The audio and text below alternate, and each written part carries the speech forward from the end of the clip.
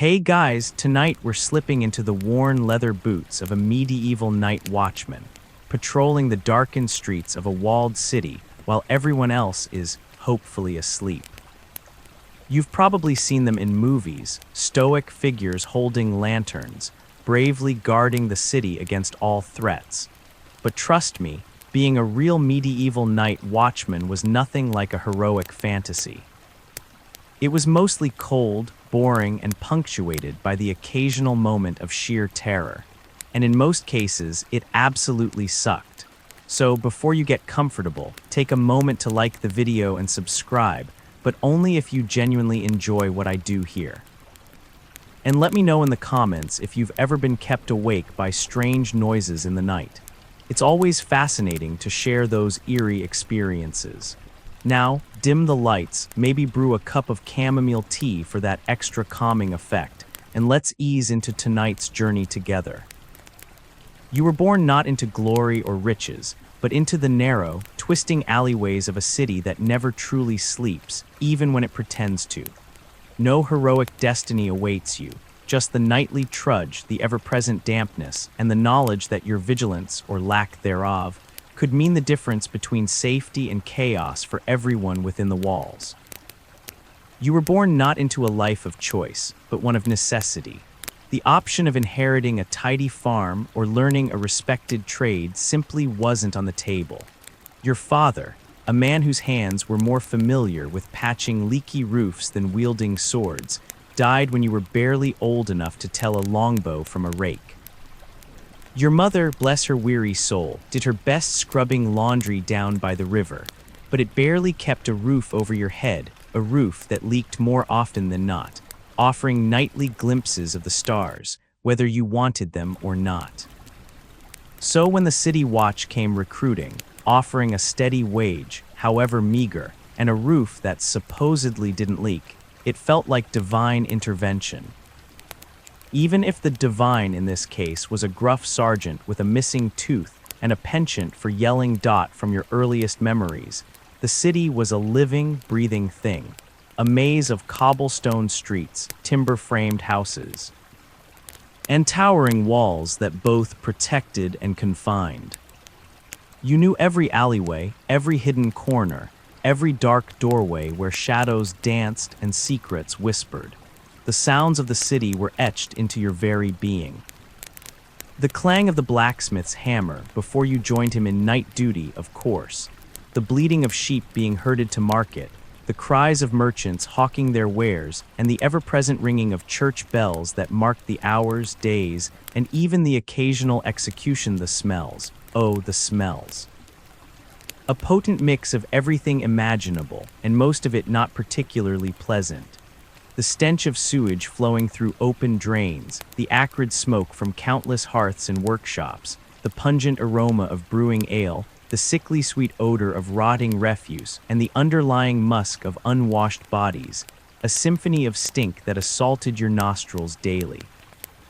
It's true you may have grown somewhat accustomed to it, but that didn't mean you enjoyed it. And then there were the dangers. You witnessed your fair share of brawls erupting in taverns, saw petty thieves being dragged kicking and screaming through the streets, and heard whispers of darker things lurking in the shadows, of cut purses and murderers, of pagan rituals in the woods beyond the walls, and of wolves that sometimes dared to venture too close to the city gates on cold winter nights. You knew that the city was a place of both opportunity and peril, and that survival depended on a mixture of luck, cunning, and knowing when to keep your mouth shut and your head down. After all, it was better to be a live coward than a dead hero, a lesson you learned early and often. Your childhood wasn't filled with games and laughter, but with the constant awareness of risk. Every shadow seemed to hold a threat, every stranger a potential enemy. You learned to trust your instincts, to be wary of appearances, and to always have an escape route in mind. This wasn't paranoia, it was simple survival in a world where the line between order and chaos was as thin as the city walls themselves. Still, you secretly envied the baker's son and the tailor's daughter. At least they got regular meals, and probably weren't expected to die protecting a bunch of snoring drunks. The only real skill you had was a sharp memory of the city. You knew where every street was, where it went, and how to get there. You knew which doors belonged to which people, and where the dodgy parts of town were. You could hear a pin drop in the market square, and still know which direction it came from. It wasn't an exciting talent, but it was probably the only reason the watch even considered you in the first place. Even then, some skills are better than no skills. After all, where else were you going to go? A monastery. You'd rather face a rampaging bear than a life of perpetual prayer. Your apprenticeship to the City Watch wasn't exactly a grand affair filled with inspiring speeches and rigorous training. It was more akin to being thrown into a muddy ditch and told to swim or sink. Your master, a grizzled veteran named Sergeant Ulf, was a man of few words and even fewer smiles. His idea of instruction involved a lot of yelling, the occasional shove, and a constant stream of criticisms that seemed designed to crush your spirit before you even learned to hold a spear properly. The first few weeks were a blur of menial tasks. Cleaning the guardhouse, which smelled perpetually of stale beer and unwashed socks, polishing armor until your fingers ached, and running errands for the other watchmen, who seemed to enjoy ordering you around just for the sake of it. You quickly learned that questioning orders was a surefire way to earn extra chores, so you kept your mouth shut and did as you were told, all the while dreaming of the day when you could finally wield a weapon and patrol the streets. That day eventually came, though the reality was far less glamorous than you had imagined. Your training consisted mostly of Sergeant Ulf shouting instructions at you while you stumbled around the training yard, trying to avoid getting whacked with a wooden training sword. You learned the basics of swordplay, enough to defend yourself against a drunken peasant anyway, how to use a spear, mostly for keeping people at a distance, and how to wield a shield, which quickly became your best friend. It wasn't elegant or refined, but it was effective, and you soon developed a grudging respect for the simple, brutal efficiency of medieval combat. More importantly, you began learning the layout of the city like the back of your hand. Sergeant Ulf would drag you on endless patrols, pointing out every street, every alleyway, every landmark, and every potential hiding spot for troublemakers. You learned to navigate the city in complete darkness, relying on your sense of touch, smell, and hearing to guide you. You memorized the names and faces of every merchant, every tavern owner, and every known criminal in the city. You learned which streets were safe and which ones to avoid, and which doors to knock on if you ever found yourself in trouble. The city became a map etched into your brain, a living, breathing entity that you were sworn to protect. You also learned the watch's routines. The changing of the guard, the sounding of the hours, the nightly patrols, and the emergency procedures for fires, riots, and other disasters. You learned how to use the watchman's horn to signal for help, how to identify different types of crimes, and how to apprehend suspects, preferably without getting yourself killed in the process.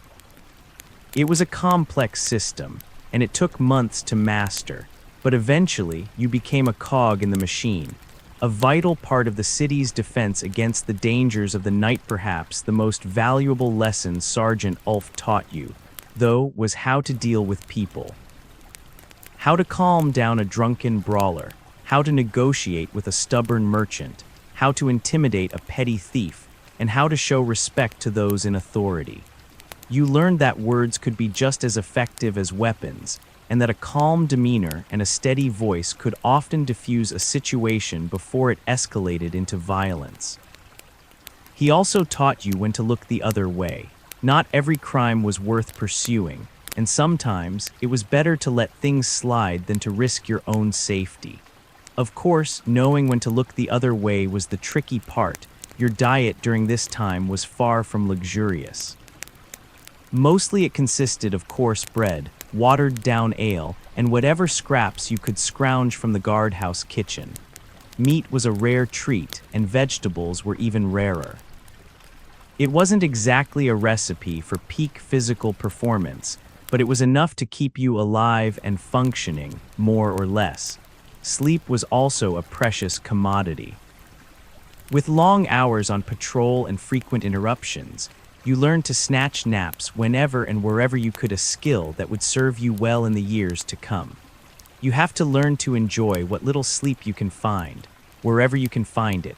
One weird bit of training Ulf insisted on was learning bird calls. Apparently, each bird call was a code for different emergencies. An owl hoot meant a fire, a raven's crow meant thieves, and a goose honk. Well, nobody ever figured out what the goose was for, but Ulf swore it was important. Historians still argue about the effectiveness of medieval city watches. Some argue that they were vital for maintaining order and preventing crime, while others claim that they were largely ineffective and corrupt. Your responsibilities as a night watchman were as varied as they were monotonous. The core of your duty was, of course, patrolling the city walls, a task that involved endless hours of walking, scanning the horizon for threats, and trying to stay awake in the face of bone-chilling winds and mind-numbing boredom. The walls themselves were a world unto themselves, a labyrinth of stone ramparts, narrow walkways, and crumbling watchtowers that offered stunning views of the surrounding countryside, as well as a constant reminder of the city's vulnerability. Walk your circuit, the same one night after night, feeling the rough stone under your worn leather boots, the wind biting at any exposed skin. You would pause at each tower, peering out into the darkness, searching for any sign of trouble. A flicker of fire, a distant shout, the movement of shadows, anything that could indicate a threat to the city. Most nights it was quiet, eerily so.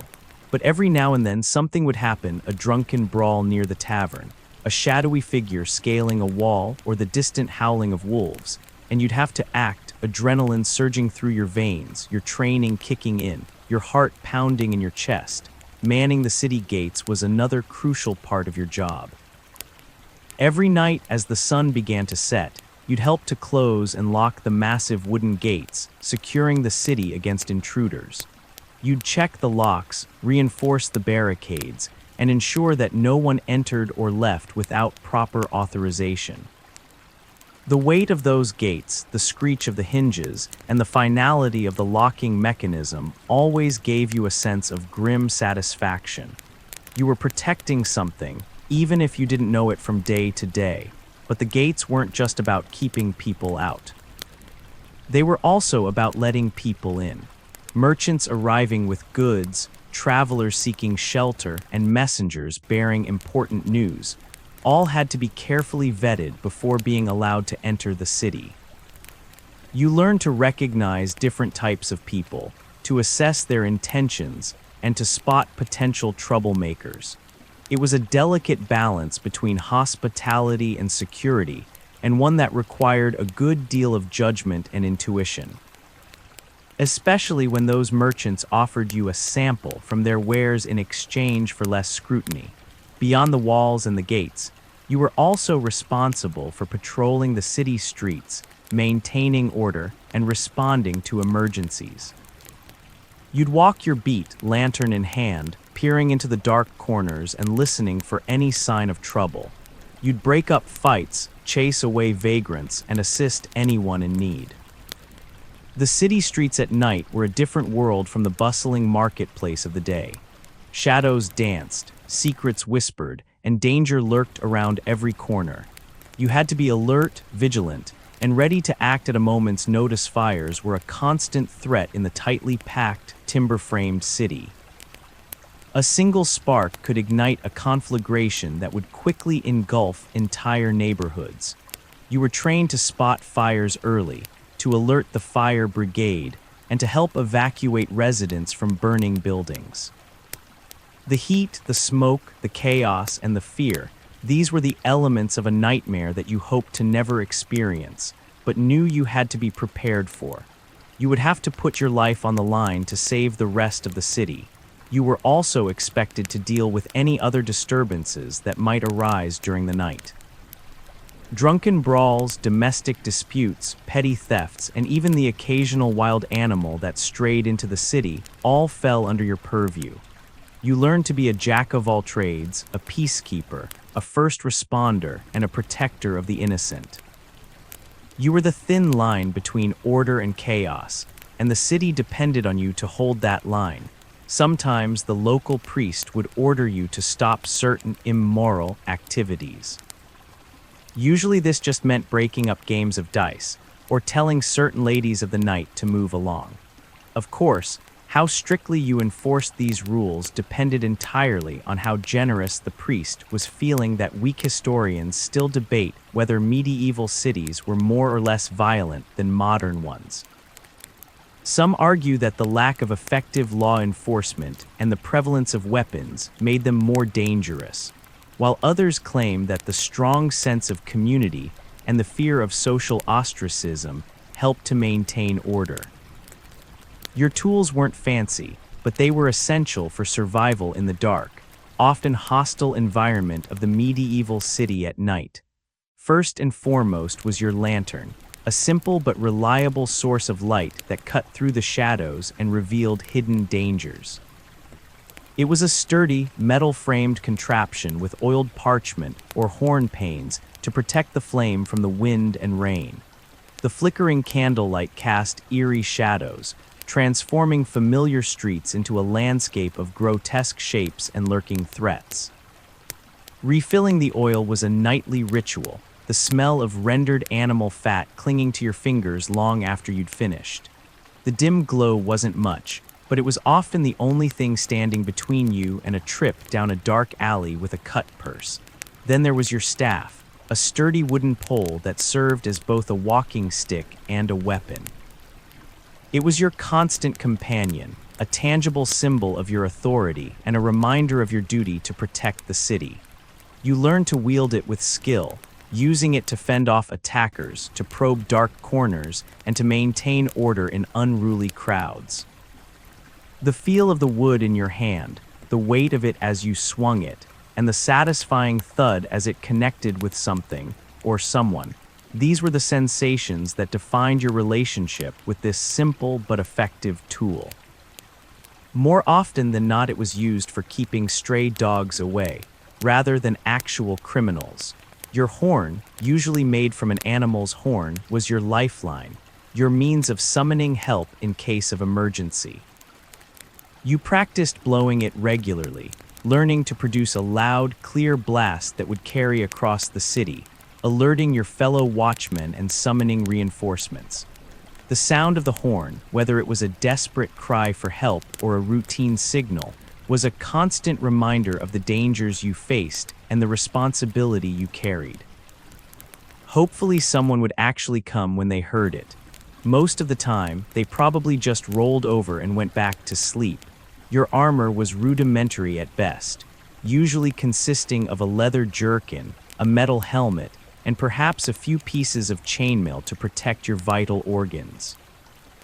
It wasn't enough to stop a determined attacker, but it provided some protection against glancing blows and petty thieves. The weight of the armor, the chafing of the leather against your skin, and the muffled sounds of the city, these were the physical reminders of your status as a protector, a guardian of the night. It also made you sweat like a pig, especially in the summer months. Beyond these essential tools, you might also carry a small knife for self-defense, a pouch for carrying coins and other necessities, and a set of lockpicks for opening doors, though, officially, only in emergencies, of course. You needed some way to get into the locked market when you were starving and couldn't buy any bread. You had to be quick, of course, in case another watchman heard you and decided to turn you in. You also carried a set of small bells attached to your belt. They jingled with every step. It wasn't meant to be festive. The point was to alert people to your presence, so they wouldn't mistake you for a thief in the night. One tool that wasn't officially sanctioned, but many watchmen carried, was a small bag of dried peas. Scattering them behind you could slow down pursuers, giving you a chance to escape or call for help. It wasn't exactly honorable, but it was effective. Historians still debate the effectiveness of medieval weaponry and armor. Some argue that even rudimentary armor provided significant protection against common weapons, while others claim that skilled warriors could easily overcome such defenses. The hours you kept were brutal, a complete inversion of the natural order. While the rest of the city slept soundly in their beds, you were out patrolling the streets, battling fatigue, cold, and the ever-present threat of danger. Your shift typically began at dusk, as the last rays of sunlight faded and the shadows began to lengthen. You'd report to the guardhouse, receive your orders for the night, and then set out on your assigned beat, ready to face whatever the night might bring. The first few hours were usually the busiest, as the city slowly wound down for the night. Taverns were still open, spilling light and noise into the streets, and drunken revelers stumbled home, often getting into fights or causing other disturbances. You'd have to break up these brawls, escort the inebriated to their homes or to the city jail if they were particularly unruly, and generally keep the peace. The smell of stale beer, the shouts of the drunks, and the occasional punch in the face, these were the hallmarks of the early hours of your shift. It often felt like babysitting a horde of overgrown, belligerent children. As the night wore on, the city gradually grew quieter. The taverns closed, the streets emptied, and a sense of eerie stillness settled over everything. These were the most difficult hours, as fatigue set in and your mind began to wander. You'd have to fight to stay awake, battling the urge to find a warm doorway and curl up for a nap. You'd pinch yourself, slap your face, and even sing songs to keep your mind engaged. Sometimes you'd even talk to yourself, just to hear another voice in the silence. The hours before dawn were the darkest and the coldest. The wind would howl through the streets, biting at any exposed skin, and the shadows seemed to deepen, concealing untold dangers. You'd scan the horizon, searching for any sign of movement, any hint of a threat. The silence was broken only by the occasional bark of a dog, the hoot of an owl, or the distant chime of a church bell. It was a time of solitude, of reflection, and of deep existential dread. You'd start to question everything, your purpose, your choices, your very existence. Was this all there was? An endless cycle of walking, watching, and waiting. As dawn approached, a faint glimmer of light would appear on the horizon, slowly chasing away the darkness. The city would begin to stir. The first sounds of the day, the crowing of roosters, the creaking of cartwheels, and the distant voices of early risers would break the silence. You'd feel a sense of relief wash over you, knowing that your shift was almost over, that you'd made it through another night. You would have to make sure you didn't fall asleep during the day, though. If you were caught sleeping on the job, or were too tired to do it properly, the other watchmen would make life hell for you. It was often worse than the criminals you caught on rare occasions. You might be assigned to a daytime shift, guarding a public building or escorting a prisoner. These shifts were usually easier, but they also came with their own set of challenges. The heat, the crowds, and the constant noise could be just as exhausting as the darkness, and the silence of the night. One weird ritual the watch followed was a midnight feast. Every night, at the stroke of midnight, the watchmen would gather in a secret location and share a meal of stale bread, cheese, and watered-down ale. It was meant to be a symbol of their camaraderie and their shared duty, but it often devolved into a drunken brawl. Historians still debate the psychological effects of working the night shift. Some argue that it can lead to sleep deprivation, depression, and other mental health problems, while others claim that it can foster a sense of independence, creativity, and heightened awareness. The dangers you faced as a city watchman were both real and imagined, a constant undercurrent of anxiety that permeated every aspect of your life. There were the obvious threats: armed criminals, drunken brawlers, and wild animals.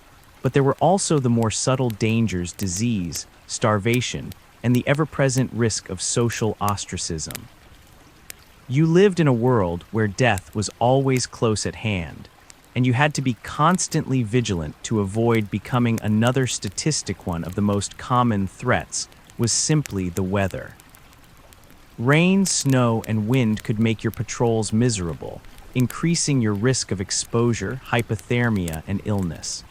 You'd have to bundle up in layers of clothing, pull your helmet down tight, and trudge through the streets, battling the elements every step of the way. The cold would seep into your bones, your fingers would grow numb, and your teeth would chatter uncontrollably. It was a test of endurance, a battle against the forces of nature that you often felt like you were losing. Especially if your uniform wasn't properly maintained, the city streets themselves were a source of constant danger. Potholes, broken cobblestones, and piles of refuse made walking treacherous, especially in the dark. You'd have to watch your step carefully to avoid twisting an ankle, breaking a leg, or falling into a pile of something unpleasant. The risk was even greater during the winter, when the streets were covered in ice and snow. A single slip could send you crashing to the ground, leaving you vulnerable to attack or simply unable to continue your patrol. Disease was another ever-present threat. The city was a breeding ground for all sorts of illnesses, from the common cold to deadly plagues. You'd have to be careful to avoid contact with the sick, to wash your hands regularly, and to pray to the gods for protection. But even with the best precautions, you knew that you were always at risk. The sight of a plague cart, the smell of burning corpses, and the fear in people's eyes, these were the constant reminders of the city's vulnerability to disease. Violence, of course, was an occupational hazard. Whether it was breaking up a bar fight, investigating a theft, or defending yourself against a mugger, you faced the constant threat of physical harm. You learned to anticipate attacks, to react quickly, and to defend yourself with skill and aggression. The feel of a blade against your skin, the taste of blood in your mouth, and the adrenaline surge of combat, these were the sensations that defined your experience of violence. Most of the time, you just needed to scare the people off. It wasn't a pretty job, but it kept the peace. Perhaps the greatest danger, though, was the risk of making enemies. As a city watchman, you were in a position of power, and that power could easily be abused. You had the authority to arrest people, to confiscate their property, and even to sentence them to imprisonment or death. This power could be intoxicating, and it was easy to fall into the trap of corruption, bribery, and extortion. But you knew that abusing your power would not only be morally wrong, but also incredibly dangerous. Those you wronged would seek revenge, and they would likely have friends in high places, but even if you stayed honest, you'd still make enemies. Criminals didn't like being arrested, and powerful merchants didn't appreciate being told what to do. You were always walking a tightrope, trying to balance your duty to protect the city with the need to avoid making enemies who could make your life miserable, or end it altogether. One common superstition among the watch was that whistling at night would attract evil spirits. Many watchmen refused to whistle, even when they were bored, fearing that it would bring bad luck. Historians still debate the levels of corruption in medieval city watches. Some argue that corruption was widespread and endemic, while others claim that it was relatively rare and that most watchmen were honest and dedicated to their duty. Your relationships with the other watchmen were complex, a mixture of camaraderie, competition, and suspicion. You were all in the same boat, facing the same dangers, enduring the same hardships, and relying on each other for survival. But you were also competing for promotions, for better assignments, and for the respect of your superiors. And you never quite knew who you could trust, who was truly your friend, and who was just waiting for you to slip up so they could take your place. Sergeant Ulf, your mentor and tormentor, was the most influential figure in your life as a watchman. He was a hard man, demanding and unforgiving, But he was also fair, honest, and fiercely loyal to his men. He pushed you to your limits, forcing you to become stronger, tougher, and more resourceful than you ever thought possible. You respected him, you feared him, and you secretly admired him. He was the closest thing you had to a father figure, and you knew that you owed him everything. The other watchmen were a mixed bag. Some were veterans, grizzled old-timers who had seen it all and were always willing to share their wisdom, usually over a pint of ale. They were your confidants, your advisors, and your sources of inside information. You'd listen to their stories, learn from their experiences, and soak up their knowledge like a sponge. They'd also play practical jokes on you, give you nicknames, and generally make your life miserable. But it was all in good fun, a way of testing your mettle and welcoming you into the fold. Others were young recruits, fresh-faced and eager to prove themselves. You'd take them under your wing, showing them the ropes, teaching them the tricks of the trade, and protecting them from the dangers of the city. You felt a sense of responsibility for these young men, a desire to see them succeed and to prevent them from making the same mistakes you had made. You also felt a pang of jealousy, remembering your own youthful idealism and wondering if it had been worth it. There were also the troublemakers, the corrupt, the lazy, and the incompetent. These were the ones you had to watch out for, the ones who would stab you in the back, betray your trust, and undermine your authority. You'd try to avoid them, to minimize your interactions with them, and to protect yourself from their schemes. But sometimes you couldn't avoid them, and you'd have to confront them, challenge them, and even report them to your superiors.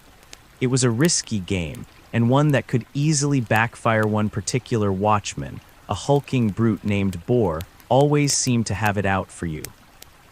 Maybe he was jealous of your skills, maybe he was just a bully, or maybe he had some other reason for disliking you. Whatever the cause, he was constantly trying to undermine you, to sabotage your patrols, and to make your life miserable. You tried to ignore him, to avoid him, and to rise above his petty provocations. But sometimes you couldn't, and you'd have to stand up to him, to defend yourself, and to show him that you weren't afraid. You'd often share a drink with your fellow guards, trading stories and boasts. Of course, everyone lied a little, exaggerating their bravery and skill. But it was all part of the game, a way of building camaraderie and reinforcing the bonds that held you together. You also had to be careful not to reveal too much, to keep your secrets close, and to avoid saying anything that could be used against you later. Trust was a rare commodity, and you had to guard it carefully. One weird tradition was that the newest recruit had to sing a song every night before the patrol. It didn't matter if you were tone deaf, you had to sing. The worse you were, the more the others laughed, and the more you became part of the group. Historians still debate the social dynamics of medieval city watches. Some argue that they were cohesive units with a strong sense of camaraderie, while others claim that they were rife with conflict, jealousy, and betrayal. The citizens you were sworn to protect viewed you with a mixture of respect, fear, and resentment. They appreciated your presence, knowing that you were there to keep them safe from criminals and other threats. But they also resented your authority, your ability to interfere in their lives, and your tendency to enforce laws that they didn't always agree with. You were a necessary evil, a symbol of order in a chaotic world, but also a reminder of their own lack of freedom. The wealthy merchants and landowners, the powerful elites who controlled the city, generally treated you with courtesy, even if they didn't respect you. They understood the importance of maintaining order, and they were willing to pay for it. They'd offer you bribes, gifts, and favors, hoping to curry your favor and ensure that you looked the other way when they broke the law. You had to be careful to avoid these traps, to accept their hospitality without compromising your integrity. It was a delicate dance, a constant negotiation between your duty and your self-interest. If they started getting too comfortable, they'd think they owned you, and you'd be no better than their personal errand boy. The ordinary citizens, the shopkeepers, artisans, and laborers who made up the bulk of the city's population, were more ambivalent. They appreciated your protection, but they also feared your power. They'd try to stay out of your way to avoid attracting your attention and to keep their heads down. They'd offer you small gifts, a loaf of bread, a piece of cheese, or a cup of ale, hoping to gain your goodwill and ensure that you treated them fairly. You tried to be kind to these people, to show them that you were there to help them, not to oppress them. But you also had to maintain your distance, to avoid becoming too friendly with those you were sworn to police. You were one of them after all, so it was hard to separate those two sides of yourself. The poor, the homeless, and the outcasts of society viewed you with suspicion and hostility. They saw you as an agent of the powerful, a tool of oppression, and an enemy of their freedom. They'd try to avoid you, to hide from you, and to resist your authority. You tried to be compassionate to these people, to understand their struggles, and to offer them what help you could. But you also had to enforce the law, to maintain order, and to protect the interests of the city as a whole. It was a difficult balancing act, and one that often left you feeling conflicted and guilty. The criminals, of course, hated you. You were their nemesis, their obstacle, and their constant threat. They'd try to avoid you, to outsmart you, and to attack you whenever they had the chance. You had to be constantly vigilant, to anticipate their moves, and to be ready to defend yourself. The city was your hunting ground, and theirs, and you had to be the better predator sometimes. You would get thanked for your service. A grateful merchant whose store you saved from a fire, a relieved family whose daughter you rescued from a kidnapper, or a simple citizen who appreciated your presence on the streets. These moments were rare, but they were worth more than all the gold in the city. They reminded you that you were making a difference, that you were helping people, and that your work was not in vain. They didn't make up for the rest of the misery, but they made it tolerable. One common belief was that if a watchman sneezed while on patrol, it meant that a crime was about to be committed nearby. Some watchmen would even induce sneezes by sniffing pepper, hoping to gain advance warning of trouble. Historians still debate the relationship between medieval city watches and the communities they served. Some argue that the watches were an integral part of the community, providing essential services and fostering a sense of security, while others claim that they were an alien force, imposed upon the community by the ruling elites and resented by the ordinary citizens. The crimes you encountered as a city watchman ranged from petty theft and public drunkenness to violent assaults and even murder. You saw the best and the worst of humanity, the depths of depravity and the heights of heroism, and you learned to accept it all as part of the human condition. You also learned not to be surprised by anything, because in a city like this, anything was possible. The most common crimes were the mundane ones, the petty thefts, the public disturbances, and the minor infractions that made up the daily grind of law enforcement. You deal with pickpockets, purse snatchers, and shoplifters, recovering stolen goods and delivering the offenders to the city jail. You'd break up drunken brawls, quiet down noisy parties, and arrest prostitutes and gamblers. These crimes were rarely glamorous, but they were important. They maintained order, prevented chaos, and protected the rights of the ordinary citizens. More serious crimes were less frequent, but more impactful. You'd investigate burglaries, arsons, and assaults, gathering evidence, interviewing witnesses, and tracking down suspects. You'd deal with domestic disputes, family violence, and child abuse, trying to protect the victims and bring the perpetrators to justice. These crimes were often difficult to solve, and they required a great deal of patience, skill, and determination. On rare occasions, you'd encounter truly heinous crimes, murders, rapes, and other acts of extreme violence. These crimes would shake you to your core, challenging your faith in humanity and testing your commitment to justice. You'd work tirelessly to solve these cases, driven by a sense of moral outrage and a desire to bring the perpetrators to account. The punishments for these crimes varied, depending on the severity of the offense and the social status of the offender. Petty thieves might be fined, flogged, or sentenced to a few days in the stocks. More serious criminals might be imprisoned, banished, or even executed. The wealthy and powerful were often able to escape punishment, using their influence and connections to avoid the consequences of their actions. One of the most disturbing crimes you ever investigated was the case of the rat catcher killer. Someone was murdering young women and leaving their bodies in the sewers, surrounded by dead rats. The killer was never caught, and the case remained a chilling reminder of the darkness that lurked beneath the city. You occasionally wondered if the killer was someone you knew. Maybe someone on the watch. One thing that always struck you was the casual cruelty of the public. Punishments were often carried out in public, and people would flock to watch, cheering and jeering as the condemned were flogged, branded, or executed. It was a brutal spectacle, a reminder of the violence that was always present in medieval life. You began to wonder if you were truly different from them, or if you just had a shield of armor and a job to do. Historians still debate the effectiveness of medieval law enforcement. Some argue that it was brutal and arbitrary, failing to deter crime and often punishing the innocent, while others claim that it was relatively effective, maintaining order and protecting the rights of the majority.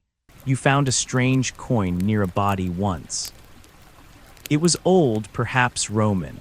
You kept it as a reminder that even the greatest empires fall, and all that remains is a coin and a memory. The tools of your trade as a city watchman were simple but effective, designed for practicality and durability rather than elegance or sophistication.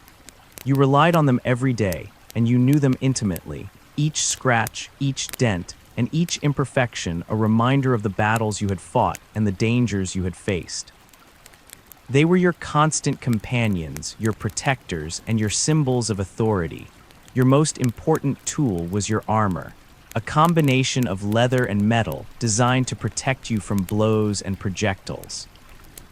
It wasn't a full suit of plate armor, like those worn by knights and nobles, but a more practical and affordable collection of pieces. You wore a leather jerkin, reinforced with metal studs to protect your torso. You had metal gauntlets to protect your hands, metal greaves to protect your shins, and a metal helmet to protect your head. The armor was heavy and uncomfortable, especially in the summer heat, but it could save your life in a fight. The feel of the leather against your skin, the weight of the metal on your body, and the sense of security it provided. These were the sensations that defined your experience of wearing armor. You had to take care of it too, or it would rust and fall apart. Polishing the metal until it shone was a constant chore. Your weapon was a spear or a halberd, a long-handled polearm with a sharp blade or axe head at the end. It was a versatile weapon, useful for thrusting, slashing, and even hooking opponents. You carried it with you at all times, a constant reminder of your duty to defend the city. The feel of the wooden shaft in your hands, the weight of the metal head, and the sense of power it gave you. These were the sensations that defined your experience of wielding a weapon. You also carried a sword, a shorter, more maneuverable weapon for close-quarters combat. You hoped you'd never have to use it, but it was better to be prepared. The sharp edge gleamed in the dim light, whispering promises of violence. You carried a lantern, a simple oil lamp enclosed in a metal frame with a glass window. It was your source of light in the darkness, guiding your way through the streets and illuminating potential threats. The smell of burning oil, the flickering light, and the sense of warmth it provided, these were the sensations that defined your experience of using a lantern. You had to be careful with it, though, or you could accidentally set something on fire. You carried a horn, a simple instrument used to signal for help or to alert the city to danger. You knew a variety of calls, each with its own distinct meaning. The sound of the horn echoing through the streets was a powerful symbol of your authority and your ability to protect the city. It also got your heart pumping, because you knew something bad was about to happen. You carried a set of lockpicks, small metal tools used to open locked doors and chests. These were not officially sanctioned, but were useful to have when you needed to enter a building without a key, either to investigate a crime or to apprehend a suspect. You tried not to use them too often, but sometimes it was the only way to get the job done. The feel of the metal in your hands, the delicate movements required to manipulate the tumblers, and the sense of satisfaction when the lock clicked open, these were the sensations that defined your experience of using lockpicks. You never quite got over the feeling that you were doing something wrong, even when you were doing it for the right reasons. Most town watches didn't get access to sophisticated tools like that. The cost was prohibitive, and town leaders were often unwilling to spend money on something they didn't see as essential. One weird trick was that watchmen would use a special knot to tie up prisoners. The knot was designed to tighten as the prisoner struggled, making it impossible to escape. Historians still debate the effectiveness of medieval weaponry. Some argue that swords and other edged weapons were relatively ineffective against armor, while others claim that they could be deadly in the hands of a skilled warrior. You kept a small notebook, filled with the names of informants. Some were useful, some were crazy, and some were both, but they were all valuable in their own way. They were your eyes and ears on the streets, and they helped you to stay one step ahead of the criminals. You didn't trust them, but you needed them. It was yet another uneasy alliance in your life. Your daily routine as a city watchman was a rigid and demanding cycle of patrols, inspections, and investigations, punctuated by moments of boredom, danger, and occasional camaraderie. It was a life of routine and repetition, but also a life of constant alertness and unpredictable events. You never knew what the day would bring, and you had to be prepared for anything. Your day began before sunrise, with a wake-up call from the watch sergeant. You'd stumble out of bed, rubbing the sleep from your eyes, and dress in your uniform, still stiff and damp from the previous day. You'd eat a quick breakfast of bread and ale, and then head out to the watch house, where you'd meet your fellow watchmen and receive your instructions for the day. The taste of the stale bread, the smell of the damp uniform, and the groggy camaraderie of your fellow guards. These were the sensations that marked the beginning of your day. The first task was to inspect the city gates, ensuring that they were properly secured and that no unauthorized persons were entering or leaving the city. You'd check the locks, examine the hinges, and question the gatekeepers, looking for any signs of tampering or suspicious activity. The creak of the gates, the clang of the metal locks, and the gruff voices of the gatekeepers. These were the sounds that defined your experience of guarding the gates. Then begin your patrol of the city's streets, walking a predetermined route and keeping an eye out for any signs of trouble. You'd check the shops and businesses, making sure that they were properly secured and that no one was loitering or causing a disturbance. You'd patrol the alleys and back streets, looking for signs of criminal activity, such as gambling dens, brothels, or drug houses. The sound of your footsteps on the cobblestones, the smell of the city's refuse, and the shadows lurking in the doorways. These were the sensations that defined your experience of patrolling the streets. During the day, you might be called upon to investigate a crime, respond to a disturbance, or apprehend a suspect. You'd have to gather information, interview witnesses, and follow leads, trying to piece together the events that had occurred.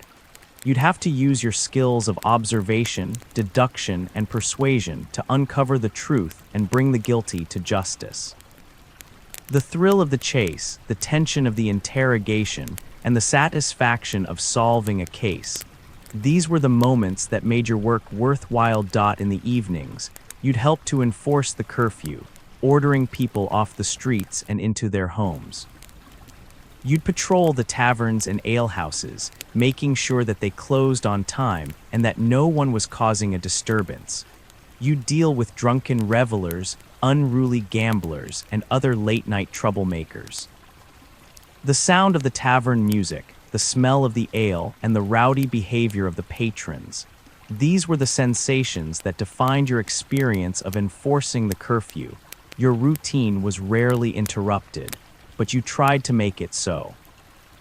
Walking into a bakery to buy a day-old roll, or sitting and playing dice with street kids. You wouldn't tell anyone, but you liked hearing their stories. You began to recognize that there were other aspects of this life that were just as important as law and order before dawn. You'd often have to deal with people relieving themselves in the streets. You could find them, but most of the time you just told them to go home. It was a losing battle, but someone had to do it. One weird ritual was that you had to check the city walls for gargoyles. These stone figures were believed to ward off evil spirits, and you had to make sure that they were still in place, and in good condition. Historians still debate the extent to which medieval city watches were effective at preventing crime. Some argue that they were little more than a symbolic presence, while others claim that they played a significant role in deterring crime and maintaining order. At the end of the day, you'd return to the watch house, exhausted and weary, and write up your report. You'd then eat a simple meal, share a few stories with your fellow watchmen, and try to get some sleep before starting all over again the next day. It was a hard life, but it was your life, and you wouldn't have it any other way. The weather played a significant role in your life as a city watchman, shaping your daily routines, influencing your moods, and affecting your ability to perform your duties. You were constantly exposed to the elements, enduring the heat of summer, the cold of winter, the rain of spring, and the wind of autumn. You learned to adapt to the changing seasons, to dress appropriately, and to take precautions to protect yourself from the extremes of the weather. In the summer, the heat could be oppressive, especially when you were wearing your armor. The sun would beat down relentlessly, baking the streets and turning the air thick and heavy. You'd sweat profusely, your uniform would become soaked, and you'd feel drained and exhausted. You'd try to find shade whenever you could, seeking refuge in doorways, alleys, and under trees. You drink plenty of water, and you try to avoid strenuous activity during the hottest part of the day. The feel of the sweat dripping down your face, the burning sensation on your skin, and the constant thirst, these were the sensations that defined your experience of summer. The nights offered little relief, especially if the heat was trapped in the stone buildings. In the winter, the cold could be brutal, especially when you were on patrol at night. The wind would whip through the streets, cutting through your clothing and chilling you to the bone. You'd shiver uncontrollably, your fingers and toes would go numb, and you'd feel a deep ache in your joints.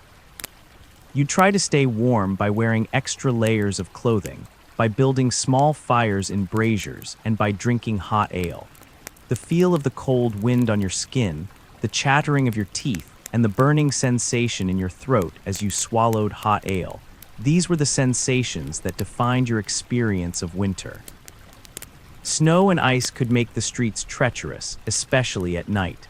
More than one watchman had slipped and fallen, breaking a bone or suffering a concussion. In the spring, the rain could be relentless, soaking you to the bone and turning the streets into muddy quagmires. You'd wear a hooded cloak to protect yourself from the rain, but it would only do so much good. The water would seep into your boots, your uniform would become heavy and uncomfortable, and you'd feel cold and miserable. The sound of the rain drumming on your cloak, the feel of the water squishing in your boots, and the sight of the muddy streets, these were the sensations that defined your experience of spring. The dampness made everything rot and decay, and the city smelled like a swamp. In the autumn, the wind could be fierce, whipping through the streets and scattering leaves and debris. You'd have to brace yourself against the wind, struggling to maintain your balance and keep your footing. The wind would carry dust and dirt into your eyes, making it difficult to see. The feel of the wind buffeting your body, the sound of the leaves rustling in the trees, and the sight of the swirling dust, these were the sensations that defined your experience of autumn. The weather was not just an inconvenience. It could also be a weapon. Criminals would use the cover of darkness, fog, or storms to commit their crimes, making it more difficult for you to detect and apprehend them. You had to be extra vigilant during bad weather, knowing that the criminals were out there, waiting for an opportunity to strike. One common belief was that certain types of weather were omens of good or bad luck. A sunny day meant that the city would be prosperous and peaceful, while a stormy day meant that there would be trouble and unrest. Historians still debate the impact of climate change on medieval societies. Some argue that changes in temperature and precipitation led to famines, epidemics, and social unrest, while others claim that societies were able to adapt to these changes and maintain their stability. During a particularly harsh winter, you found a homeless family huddled in a doorway, shivering and starving. You couldn't bear to leave them to die, so you brought them to the watch house and shared your meager rations with them.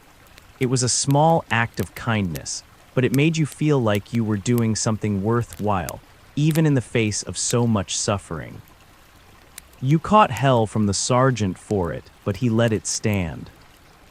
The relationships you formed with your fellow watchmen were a vital part of your life, providing you with companionship, support, and a sense of belonging in a world that could often be lonely and dangerous.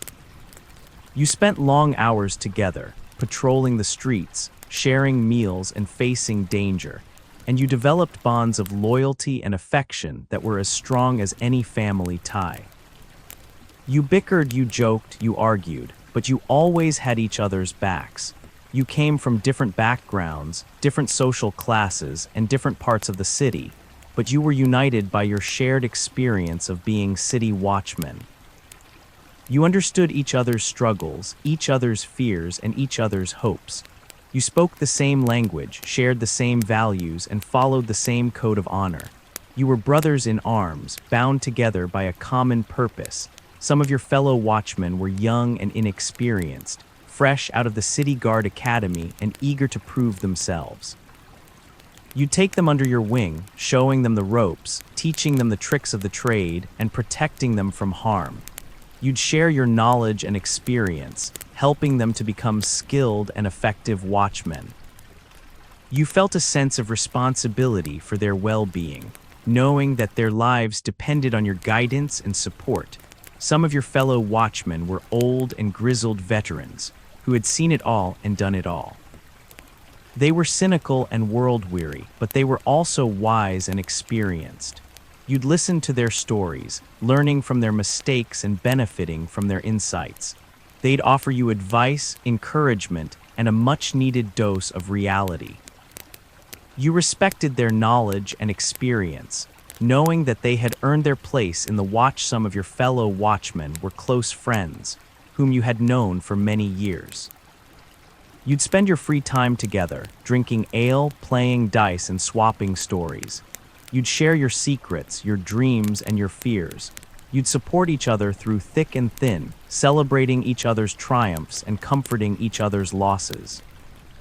These friendships were a source of great comfort and strength, helping you to cope with the stresses and challenges of your job. You didn't always get along with your fellow watchmen. You had your share of disagreements, arguments, and even fistfights. You came from different backgrounds, had different personalities, and held different views. But you always managed to resolve your conflicts, to put aside your differences, and to work together for the common good. You knew that you needed each other, and that you were stronger together than you were apart. One of your closest friends was a fellow watchman named Thomas.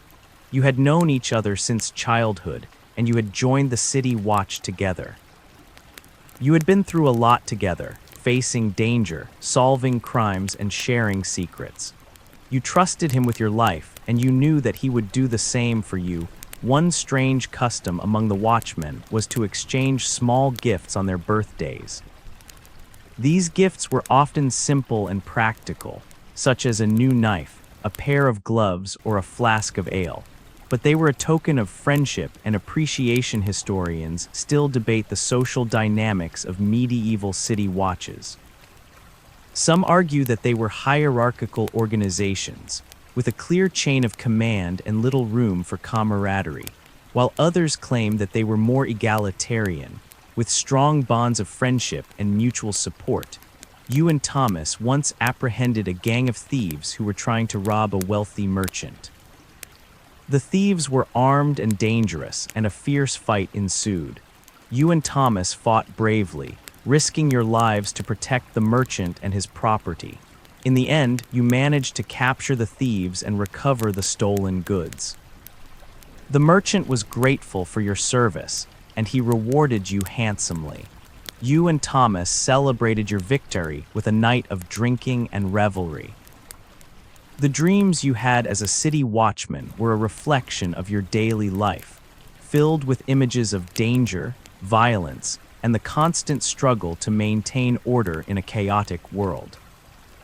They were often vivid and disturbing, leaving you feeling anxious and exhausted, but they also provided you with a way to process your experiences, to confront your fears, and to find meaning in your work. You often dreamed of being chased through the streets by shadowy figures, their faces obscured by darkness. You'd run as fast as you could, but they'd always be gaining on you, their footsteps echoing behind you. You'd feel a sense of panic and dread, knowing that if they caught you, they'd kill you. You'd wake up in a cold sweat, your heart pounding, feeling relieved that it was just a dream, but also knowing that the danger was real. You often dreamed of being attacked by criminals, their weapons glinting in the moonlight. You'd fight back with all your strength, but they'd always be too many of them, overwhelming you with their numbers. You'd feel the pain of their blows, the sting of their blades, and the fear of death. You'd wake up bruised and sore, your body aching, feeling grateful to be alive, but also knowing that you could be killed at any time. You often dreamed of failing to prevent a crime, of watching helplessly as someone was robbed, assaulted, or even murdered. You'd feel a sense of guilt and shame, knowing that you had failed in your duty to protect the city. You'd wake up feeling depressed and worthless, questioning your ability to do your job. You sometimes dreamed of receiving praise and recognition for your work, of being honored by the city leaders and admired by the citizens. You'd feel a sense of pride and accomplishment, knowing that you were making a difference in the world. You'd wake up feeling motivated and inspired, ready to face the challenges of the day. You sometimes dreamed of a world without crime, a world where everyone lived in peace and harmony. You'd see yourself walking through the streets, not as a watchman, but as a friend and neighbor, greeted with smiles and respect. You'd feel a sense of hope and optimism, believing that such a world was possible. You'd wake up feeling refreshed and invigorated, determined to do your part to make that world a reality.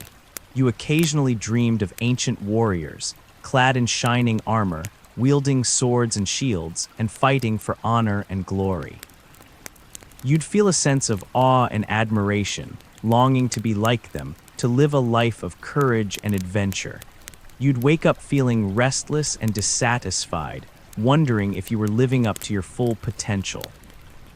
You began to wonder who would remember you after you were gone. Among watchmen, there was a widely held belief that if you dreamed of a white horse, it meant that you would soon face a great danger. If you dreamed of a black dog, it meant that you would soon receive good news. Historians still debate the psychological effects of violence and trauma on medieval people. Some argue that they were more resilient and less susceptible to psychological distress than modern people, while others claim that they suffered from the same range of mental health problems as we do today. One recurring dream was that you were walking through a dark forest, searching for something you had lost. You never found it, but you always felt a sense of hope that it was still out there, waiting to be discovered.